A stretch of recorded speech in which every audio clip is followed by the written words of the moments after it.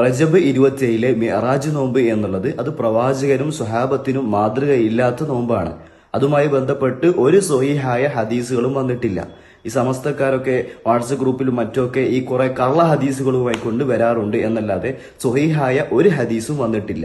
ഇത്തരത്തിലുള്ള ഹദീസുകളൊക്കെ ദുർബലമാണ് എന്ന് പറഞ്ഞിട്ടുള്ളത് ഏതെങ്കിലും വഹാബി പണ്ഡിതനല്ല, ഷാഫി മദ്ഹബിലെ പ്രഗത്ഭ പണ്ഡിതനായ ഇബ്നു ഹജർ അൽ അസ്ഖലാനി റഹിമഹുമുള്ളയാണ് പറഞ്ഞിട്ടുള്ളത്.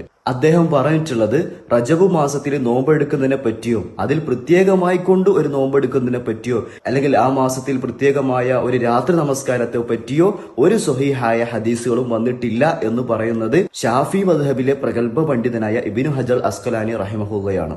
അതുകൊണ്ട് നമ്മൾ മനസ്സിലാക്കേണ്ടത് ഈ സമസ്തക്കാർ പഠിപ്പിക്കുന്നത് ഷാഫി മദ്ഹബല്ല, അവർ ഷിയാക്കൾ പഠിപ്പിച്ച പല കാര്യങ്ങളൊക്കെയാണ് പഠിപ്പിക്കുന്നത് എന്നുള്ള സത്യം നിങ്ങൾ മനസ്സിലാക്കേണ്ടതാണ്. ഇത് കിതാബിൽ വന്നിട്ടുള്ള കാര്യമാണ്, സംശയമുള്ളവർക്ക് പരിശോധിക്കാവുന്നതാണ്.